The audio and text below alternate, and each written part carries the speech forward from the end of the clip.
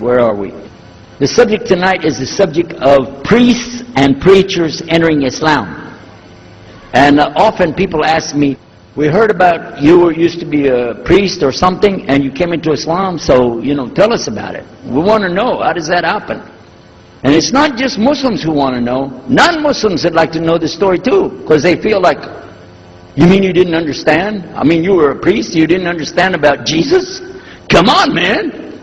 So, it's a topic that I talk about a lot. The first thing I have to do is clarify a couple of points. I was not a priest. In the English, we use the word priest to mean somebody who is in the Catholic Church. If you're not from the Catholics, if you're from the Protestants, then you don't use that term. We usually use the term, for instance, pastor, minister, preacher, reverend, and these are some of the titles. We came up with an awful lot of them because that's the way humans are, right? Give ourselves titles. So, I was a preacher and a minister of music. But that doesn't really matter, but just if you're talking to a Christian and you say a priest, he's going to say, oh my God, how is that? And when they find out, oh, you weren't a Catholic, well, it's a lie then, you weren't a priest. So I want to clarify that. As a matter of fact, I will tell you, in my own estimation, I'm probably the least of the factions within this equation. Because there were so many other people that came into Islam the same time I did. That's why it takes a little bit of time to tell the story. But they asked me to tell it tonight, so we're going to do that. But I want you to listen carefully to realize what goes through the mind of a person that's not Muslim. Okay? And I usually start out by telling people that my father and I were both ministers, and both of us were also businessmen. In the reverse order, we were business first and preacher second. Got me? Because, well, as they say, business is business. And that's exactly how it worked. We operated mostly in Texas. We had a place in San Antonio, Houston, and also in the Dallas area. And we were very concerned about Christian conditions, so my father started something called Concerned Christian Centers. And basically, if you look at it from a material point of view, it was a place to sell stuff. But what we would do is take consignment things in. People could bring things into us, and then we would sell it and keep part of the money. And keep a lot of the money. But anyway, they would bring in what they make with their hands, arts and crafts. And a lot of old women, they like to sit around and make things, then they give it to us. And this helps the church, which is called the church, and then it helps them as well. So it became like business and religion tied together, and that's very common in our country. At one point, my father told me, we're going to start doing business with a man from Egypt. Well, I said, well, this is great, international, sounds good, we can put this in our business card, we're international. He said, and this man, he's from Cairo, Egypt, and that's where, if you know, they have the Nile River, they have those big pyramids, they have the Sphinx, Abu Hul, they got everything. I'm saying, oh, this is good. He said, and he's a Muslim. I'll never forget it. I've told the story many times, but it's just like it happened yesterday. I'm standing in between the kitchen, in the dining room and the living room area, like this when we're talking, and I just stopped like this. I said, what? A Muslim? No way. No way do I want anything to do with that. Dad, come on, you should know better than anybody. Because we were linked in with other preachers. My father supported people like Pat Robertson. Huh? You know him? Pat Robertson? And Oral Roberts. He's not very popular anymore, but he used to be real strong. And his ministry up in Tulsa, Oklahoma. In addition to that, people like Benny Hinn. I don't know if you heard of Benny Hinn. He's coming over this way, so look out. And there's many of them. John Hagee, and the list goes on. Jerry Falwell, Jimmy Swaggart, some of the names, maybe you heard those before. We know these people. We know all about them. All about them. Okay? So at one point, here I am standing there talking to my father about a Muslim. These are the enemies of God. This is what we've been taught. These same people, I just mentioned their names, in their preaching on the television and so on, this is what they teach. Muslims are no good. Now it just became Muslims are terrorists. But back then, you know, we didn't reach that level yet. We were still just kidnappers, hijackers, you know. They said that Muslims don't believe in God, that they're worshiping a black box in the desert, and they kiss the ground 5 times a day. Now that's what we know, man. So here's this Muslim going to do business with us. I told my dad, no way, I'm not going to do it. And he insisted. He said, I want you to meet this man. He's very nice. And I said, I don't want to meet him. I never am like this, by the way. But on this case, I said, no, that's one thing I'm going to stand firm against. We're not going to do it. He said, I want you just to meet him. I said, all right, I'll do it for you, but I'm going to do it my way. I'm going to go to church. And it's going to be on Sunday. When I come out of the church, I'm going to have my Bible under my arm. I'm going to have the salib. I used to carry a big cross. I'm going to have my cross with me. And I'm going to have my hat that says, Jesus is Lord. And I'm going to have my wife, born-again Christian, with me. And we are going to get this demon, devil, infidel, Muslim, and we're going to show him Jesus. Now, this is a true story, by the way. So I got up that morning on Sunday, and I was thinking, man, you know. We went to church. Strangely enough, the preacher was preaching out of the Old Testament about salvation coming at the time of David, which really puzzled me, because according to Christianity, it's coming through Jesus. And it really, that opened the door for me, but that comes up later in the story. Why was he saying there's salvation before Jesus? That's interesting. Now, when I get there to my father's store, I'm looking around, you know. I'm looking for somebody wearing, you know, a long white robe and some kind of black, you know, thing over that with a long beard. And I guess I was looking for me, wasn't I? Anyhow, when I get in there, I don't see this guy. By the way, imama, sword, everything. Ayatollah Khomeini, maybe. This is what I have pictured. I said, where is he?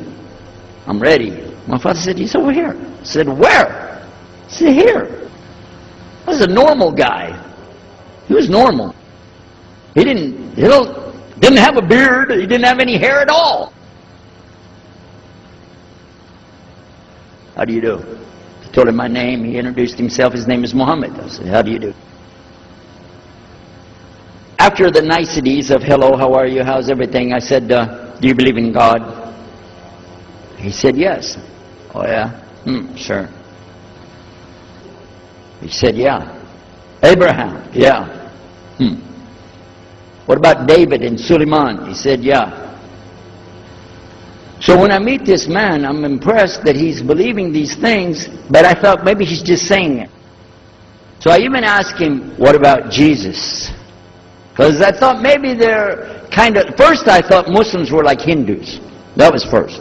And then when he said he believed in some of the things of the Bible, I said, okay, maybe they're like Jews. So that's when I said, yes, but what about Jesus? Do you believe in Jesus? And he said, yes. I said, okay, wait a minute. This is going to be easy. I can convert this guy. So I agreed that we're going to do business with him. And in fact, I took him immediately out to have tea together. We sit together, drink tea, talk a little while. And I started trying to preach to him right away. I'm in the Bible. I got it right there. Flip it open. Genesis. Let's talk about Abraham. What do you know about Abraham? Abraham, he had 2 sons, you see. And blah, blah, blah, blah, blah. And I'm doing all the preaching to him. You imagine this? And he sat there. Okay. He's a graduate of Allah's heart. And he's, like this. Get me? You know what I'm saying? Well, it happened that during Ramadan, some of his friends that he was staying with, they had to move their apartment around or something, and he was going to go stay in the masjid for itikaf in Ramadan. It's normal. We didn't understand. I thought he has nowhere to go, and I told my dad, this man has nowhere to go. And my dad said, no, he's got money. I said, no, he doesn't. Daddy, I'm telling you, he has no place to go. I heard him say he's going to go live in the mosque. To a Christian, if you're going to live in the church, ooh, that's the worst.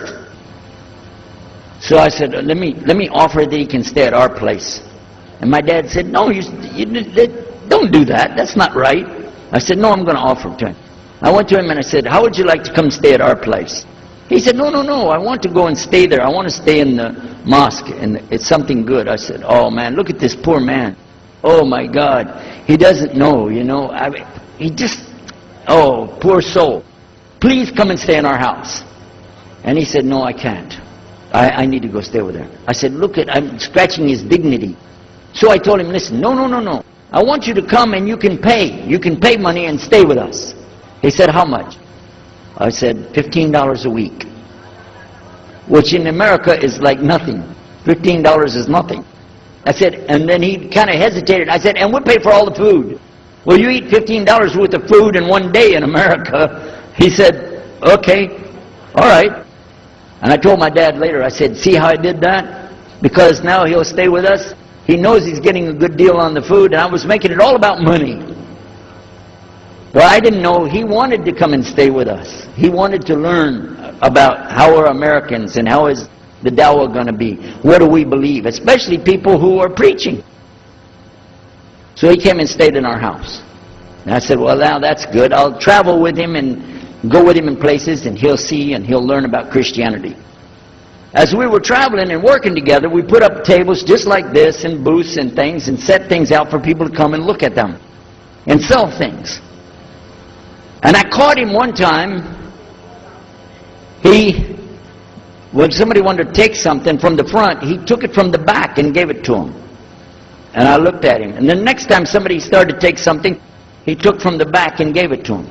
I said, hey, Muhammad, we take the stuff from the front because that's the old stuff. The new stuff in the back, just hold it back. You know what I'm saying? This is dated material. Get rid of the junk first.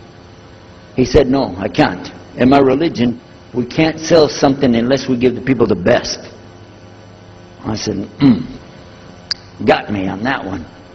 And I'm supposed to be telling him about a better deal. I said, okay, yeah, whatever. You're never going to make any money, though. But that's all right. Over a period of time, I came to learn a lot of things. Also about being humble. A lot. Because this man was obviously well-educated, very articulate, could really talk about a lot of subjects. And in fact, I tried to debate with him about many things.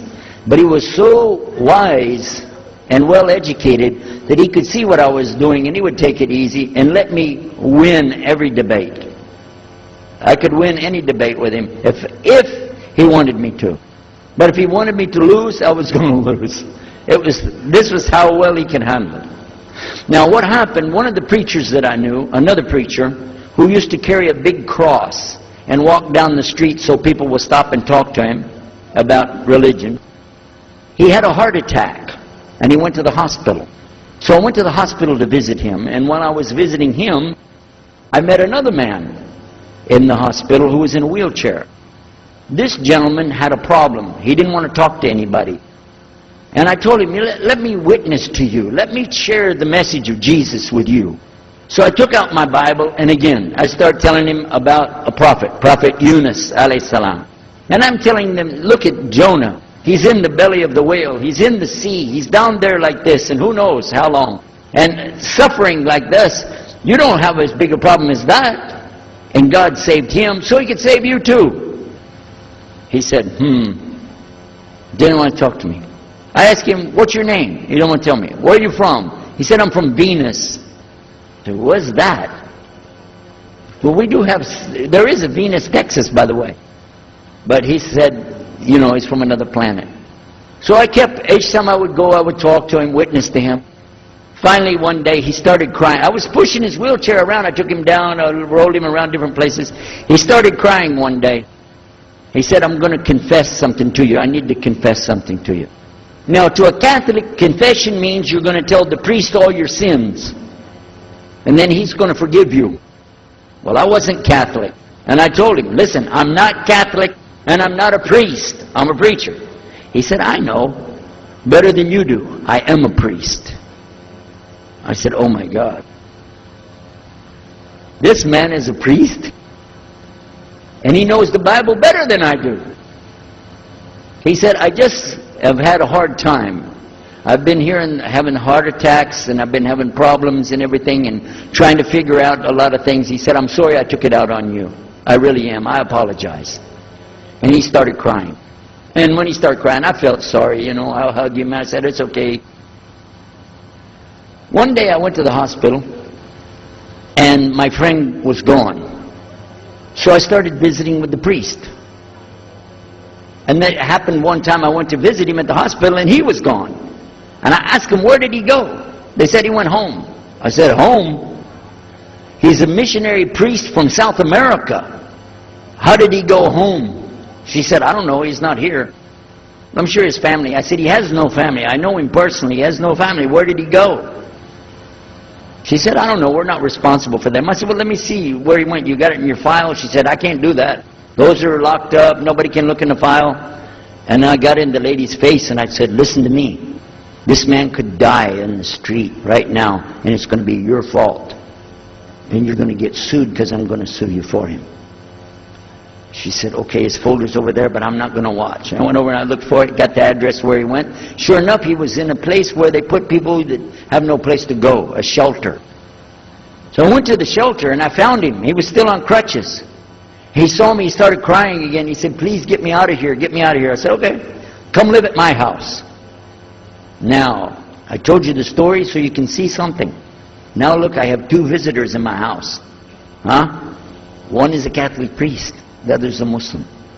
And I'm thinking I can get the Catholic priest and convert him to be a Protestant. At the same time, I'm going to catch the Muslim and bring him over to Christianity. High aspirations. But it didn't work. Some strange things began to happen. We would sit around the table at night to discuss what is the Bible and what's the salvation. My father has a Bible. It's called King James Version of the Bible.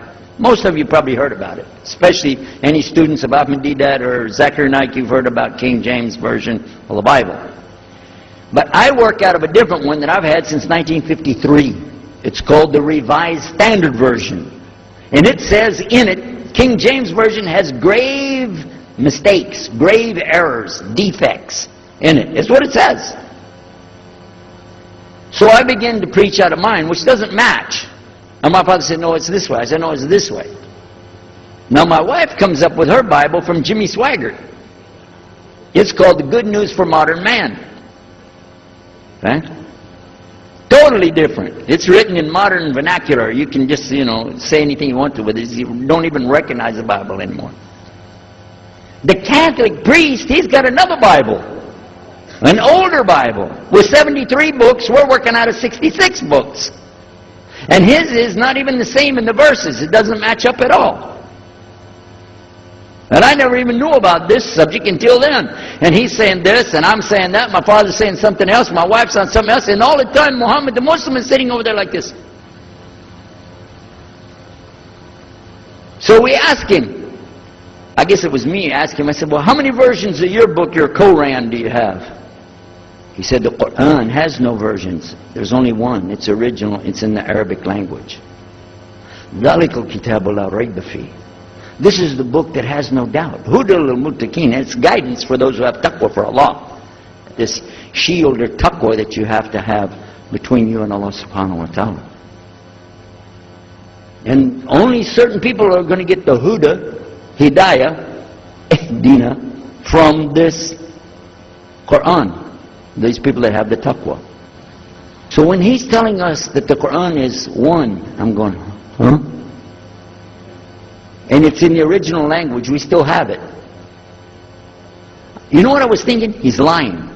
I was sure he was lying because he could see the problem we were having, and he just sat back and made that up. But I don't know Arabic at that stage, so I don't know what to say. Maybe, I don't know. And he left it at that. He didn't try to preach. But it put a big doubt in my mind now about, we got all these books, he's got one, and la rayba fi, no doubt in it. So another time we had another discussion that came up. Now this time I went to the other preacher who had the cross. And I was asking him, I want to be able to explain the Trinity. He said, you know the Trinity. I said, yeah, I know. And I know the Council of Nicaea when we had it. But I want to know the way to explain it so a human being can just understand it. He said, okay. It's like an apple. Just take an apple. The apple has a shell around the outside, the skin. Inside is the meat. Inside of that is the seeds. Okay? 3 things, 1 apple. That's the way. I start going back. I'm going to tell this Muslim about the Trinity. But on the way, I remember his arguing with me, his way of debating with me. I said, no, he's going to tear me apart. As soon as I say seeds, he's going to say there's more than one. So it could be 7 or 8 or 9 or 10 gods all rolled into one. No. It's got to be special. It doesn't work like that. Let me go back and try again. So I went back to him. I said, what if he says there's more than one seed in there? He said, okay. I said, and besides, it could have a worm running through it. Then that would make it go up another notch. What can I do about that? He said, okay, forget the apple. I said, okay. It's like the babe, the egg. Use the egg. The egg has the shell. Inside of the egg is the white. Inside of the white is the yellow. 3, 1 egg. That's it. That's good to go. Now I start going home again, and it hit me. Wait a minute. The egg could have a double yolk. God becomes 4, just like that. Plus, it could be rotten. I'm not going to ask him again. So at the market one day, I saw a man, and I was talking to him because I was listening to some things that Muhammad had told us about the belief in Islam, Allah is one. And so I was telling this guy, you know, I got some doubts about the Trinity. He said, you a preacher, you have doubts? I said, yeah, it doesn't make any sense. It doesn't make any sense. How could 3 be 1? He said, okay, look. You see me? I'm one man. I said, yeah. He said, my wife? Yeah. It's one person. Yeah. See my son? Yeah. 3. 1. One family. It's the family of God. Use that. I said, there you go. The family of God. You don't get very far on that one, and you realize right away they could have another kid just like that. But worse, they could get a divorce. You want a God that can get a divorce? Huh? In Texas, if you get a divorce, your wife gets the cars, house, your retirement check, your 501, your Keogh plan. She's going to get your computer and even your email. You got nothing left. And I don't want a God that can have a worm in it. I don't want a God that can be rotten, and I don't want a God that can get a divorce. I want to explain this Trinity the right way. Sure enough, the subject came up, Trinity. There we are. Now here's the priest trying to talk about the Trinity is like an apple. I'm going, you don't go there. And then the egg, don't worry about it. The family of God, forget about it. I know what's going to happen. So we ask Muhammad, we say, okay, what do you say about God? What do you think he said? أعوذ بالله من الشيطان الرجيم بسم الله الرحمن الرحيم قل هو الله أحد الله الصمد لم يلد ولم يولد ولم يكن له كفوا أحد. And he explained it something like this. Say he is Allah, the unique, not like anything else. He's eternally sought after by his whole creation, but he doesn't need the creation. He's not the father of anything, he's not the son of anything, he's not like anything, and he is unique. Ahad. Boy, that's exactly what I already think, but I can't admit that. That sounds too easy. But plus in the Quran, Allah subhanahu wa ta'ala tells us to tell the Christians, don't say 3. Here's a little point. I'm going to go out of the story for a minute to show you something. Nowhere in the Old Testament, the Torah, or the Zabur, the Psalms, or the Injil, which is the New Testament, nowhere in the Bible do you find the word Trinity. Not once. Not once is the word Trinity. But it's in the Quran. We have it in the Quran. It says, Thalath, tell them not to say Trinity. But they don't have it, and Allah said, don't say it. Guess what else? The word Bible is not in the Bible. Bible is from Greek, it means biblios or book. Book. But it's in the Quran many times. Is it? Kitab. Book. Ahl Kitab. People of the book. So we found in the Bible a shortage. They're talking about it, but the Quran is explaining it. I found actually in the Quran, I can explain the Bible much better because it gives me the things I didn't know how to explain. So then in my mind, look what I did. I started realizing what he was saying was true, but I never admitted it. Instead, I was taking this and mixing it. And when I would go give my next talk, I would say, so and so and so, and I would use what I learned from the Quran to explain what's in the Bible. Some of the people liked it, but some of them didn't. Because when I began to talk about salvation being based on what? And the Bible tells you in there, there's no Savior except God. It says it real clear.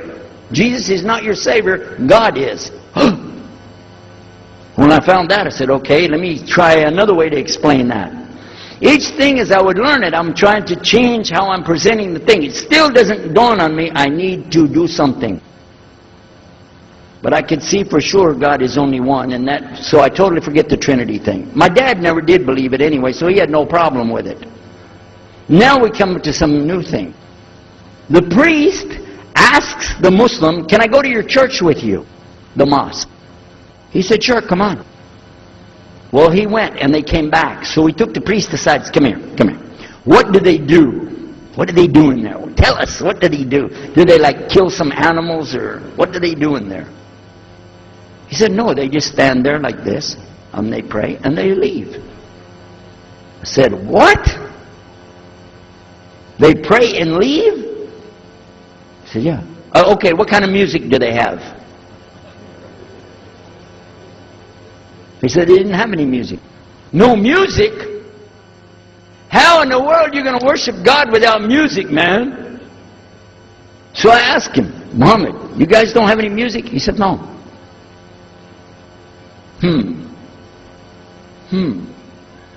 Now, I'm in the piano and organ business. I said, how many mosques are there in the world? He said, millions and millions and millions of them. And I said, none of them have a piano. He said, no. Any of them have an organ? He said, no. Oh, man, I can get rich. Just introduce some music to these guys, put it in there, you know, bound to be. I said, do the Arabs have any music? He said, oh, Arabs have music. I said, boy, I got it figured out, boy. I can see my next $1 million coming right straight up at me, you know. So then the priest asked again another time, he wanted to go back to the masjid again. He went, this is middle of July, 1991.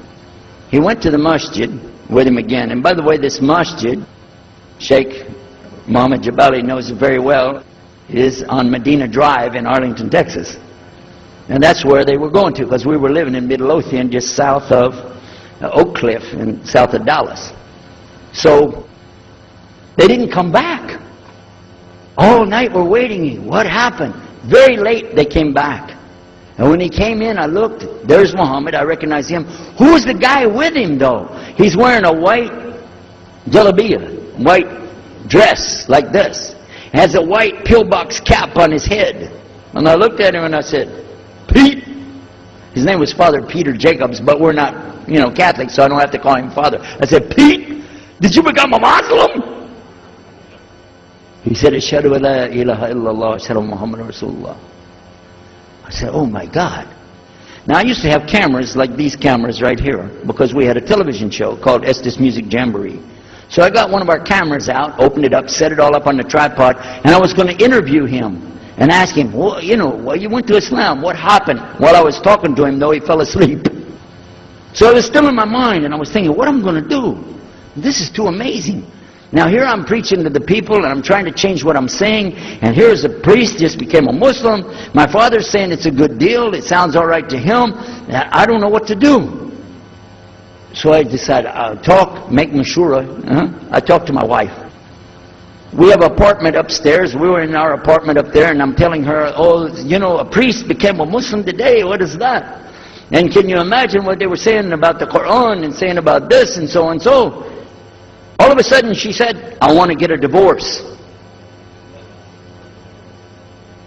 whoa, whoa, whoa, whoa, whoa. It's not the subject, but what happened? She said, no, all this talking about religion and talking about Islam, and so I can see. I said, oh, no, no, no, no, no, no, no. No problem here. No, no problem. I said, you thought no, I was just observing somebody else. No, I'm not interested. Trust me.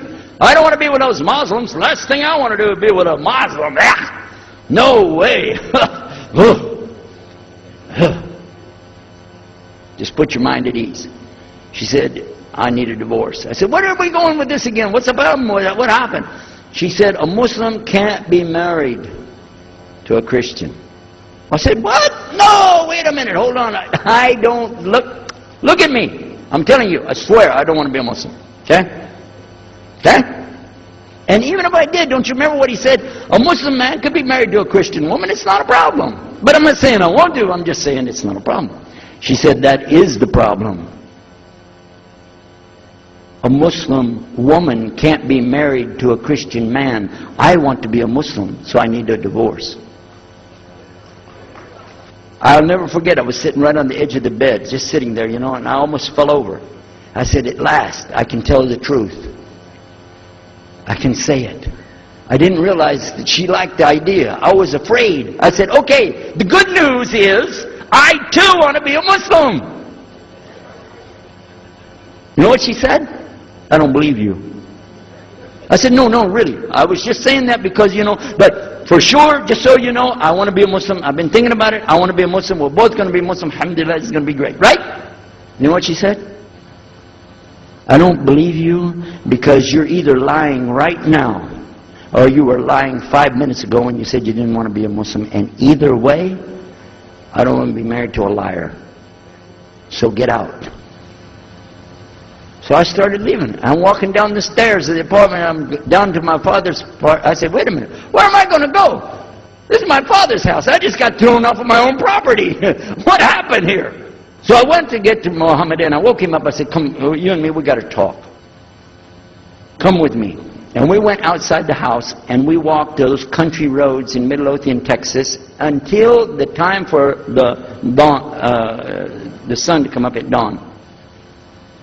And all that time I talked to him about what's it like to be a Muslim, how do you have to believe, what do you have to do. Let me hear all of it now. And no more playing a game. I'm not debating, I just want to know. Just tell me. Just tell me what's Islam. I need to know what I need to do. And he told me everything and I realized this is it. I got to make a decision. This is a big deal though. And he told me, okay, this is up to you. You have to go make a choice for yourself. I can't help you. I said, oh my God. So when he was praying Fajr, I decided, I've been watching this man praying this direction with his head on the ground. It's so beautiful to see a man humble himself, put his head on the ground to the Rabbil Alameen. I said, oh my God, let me try that. So I sneaked off somewhere where nobody could see me, illallah. And then I found a place, a board there, and I bowed down on the ground and I put my head down on the ground on that board there. And by the way, I'm pretty good at speaking, especially in prayers. I used to make so long a prayer, they wouldn't let me say the prayer at Thanksgiving because the food would be cold. Okay? So, but I put my head on the ground and only these words came, no more words, just this. Oh God, guide me. That's it. And I was thinking, well, I got to say more than that. Nothing. Oh God, if you're there, guide me. That's it. After a while, I sat up and I looked around. There wasn't any fancy rainbow. It wasn't birds flying around. There was no big signs from above. There was no music, angels, harps, nothing like this. It was just a cloudy day in Texas. But inside, I could realize I had to make some changes. To me, that's what I need to do. There's the problem, it's inside of me.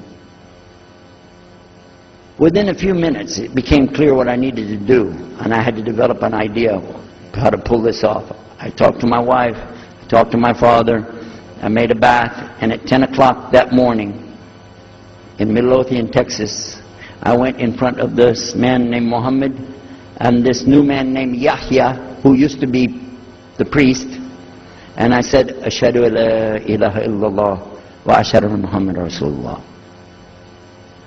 Immediately after that, my wife did her shahada. Ashhadu la ilaha illallah, ashhadu Muhammad Rasulullah. A few months later, my father did his shahada.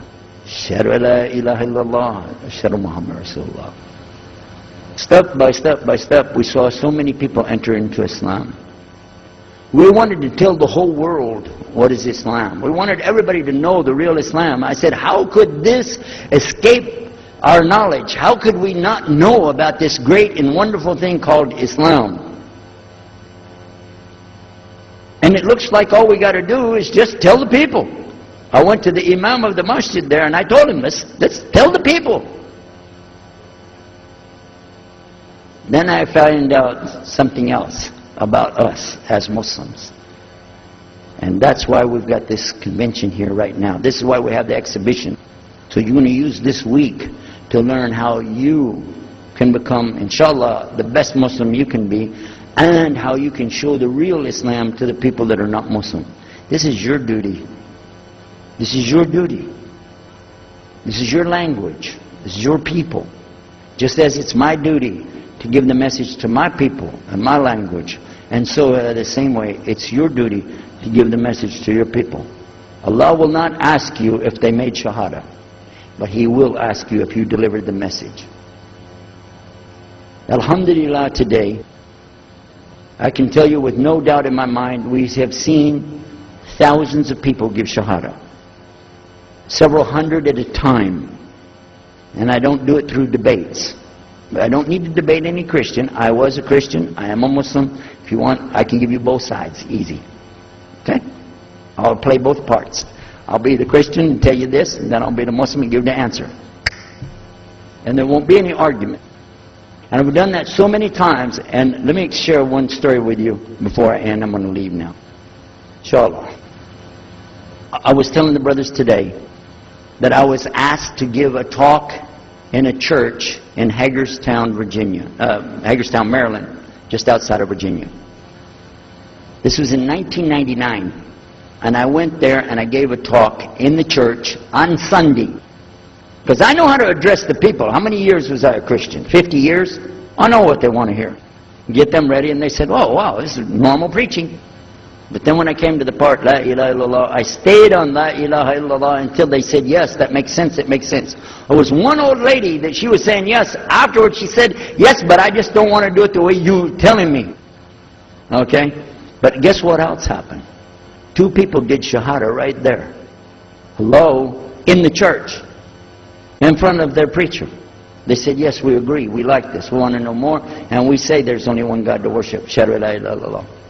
In front of the preacher. And one of them was his daughter.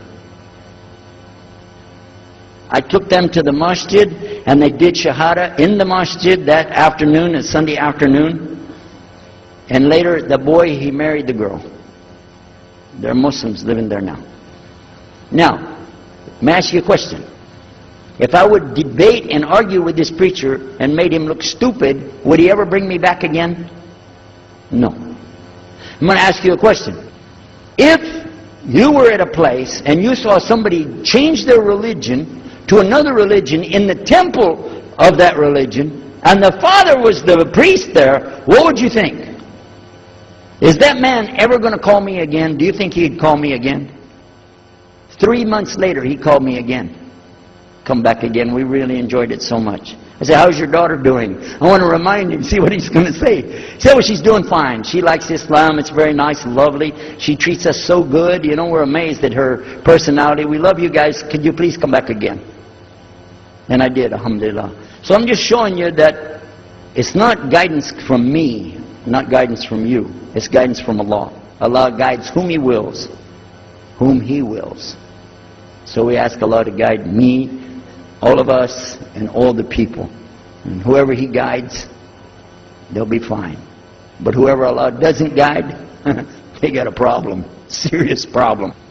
Our job here is to do one thing. Communicate the true message. If the people don't want it, that's your choice. That's their choice. You don't have to take it.